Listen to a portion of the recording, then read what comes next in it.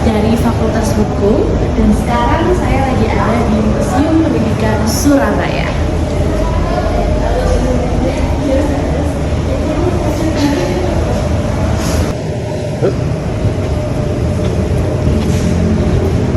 Ya, sekarang kita lagi ada di spot pertama nih guys, yaitu di masa praaksara. Di mana masa praaksara itu adalah masa di mana belum ditemukannya sebuah tulisan-tulisan. Jadi di sini riwayat pendidikan bisa dibilang setua umur peradaban manusia itu sendiri. Bahkan sebelum manusia menemukan aksara sebagai medium komunikasi dan pengetahuan.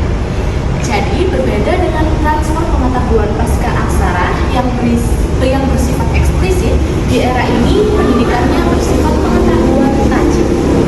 Bisa dilihat seperti itu.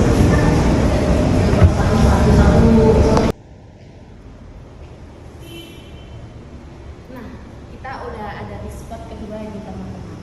Jadi yang kedua di sini ada penjelasan tentang kerajaan, di mana seiring terbentuknya sistem pemerintahan dalam bentuk kerajaan, peradaban dan teknologi manusia berkembang dan menjadi lebih menarik berkat pertukaran pengetahuan dan sistem pendidikan yang dibawa dari bangsa lain.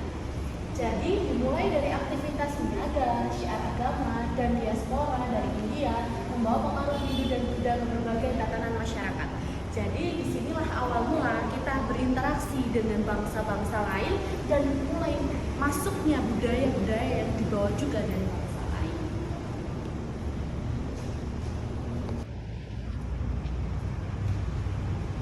Nah, kita udah ada di step ketiga, di area ketiga yang ada di Museum Pendidikan Surabaya nih teman-teman.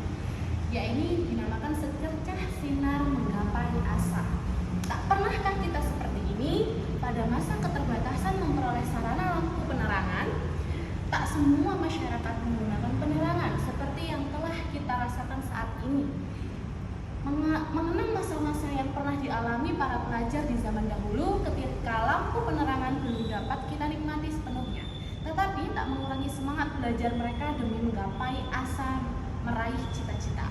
Jadi sebenarnya tidak hanya pada zaman ini, cuma pada zaman itu memang belum ditemukannya lampu teman-teman, tapi di beberapa wilayah di Indonesia sebenarnya sampai saat ini juga masih ada beberapa wilayah yang belum terdapat lampu atau listrik di wilayahnya.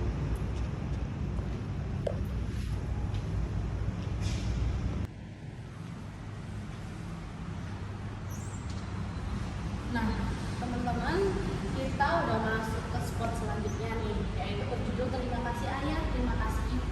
Di mana di sini dijelaskan bahwasannya pada zaman dahulu biasanya anak-anak itu seringkali berangkat sekolah dengan berjalan kaki.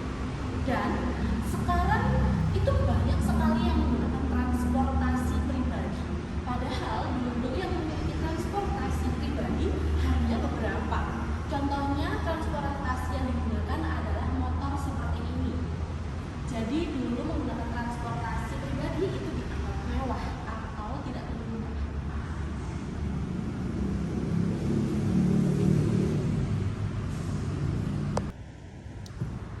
Nah, di sini teman-teman sudah tahu dong pastinya ada pembelajaran yang dimana itu sangat mendunia. Bukan mendunia sih, kayak selalu kita bahas setiap kita sekolah. Jadi di sini ada tulisan ini Budi, ini Ibu Budi, ini Ayah Budi, dan ini Kakak Budi. Di sini kalian juga pernah mendengarkan bahwasannya dulu Ibu kita Kartini seringkali mengajari wanita-wanita pribumi untuk belajar membaca dan menulis dengan menggunakan bahasa dan kata-kata Budi ini. Dan di sini Ibu Siti Rahmani menghidupkan kembali memorabilia ini Ibu Budi sejak tahun 1980-an. Kalimat ini Ibu Budi kerap muncul di buku paket pelajaran bahasa Indonesia sekolah dasar SD. Namun pada tahun 2014 di akhir bulan Juni, Menteri Pendidikan saat itu Muhammad Nuh memutuskan untuk menghapus materi ini Ibu Budi. Saat ini tidak banyak diketahui oleh masyarakat sosok di balik terciptanya tokoh Budi. Beliau adalah Ibu Siti Rahmani Ra'us yang berangkat dari kegelisahan terhadap metode pembelajaran membaca saat itu, dan Ibu Siti menciptakan metode Ini Ibu Budi agar anak-anak dapat lebih mudah dalam belajar membaca. Sang legenda telah berkurang pada tahun 2016 lalu, tepatnya tanggal 10 Mei 2006.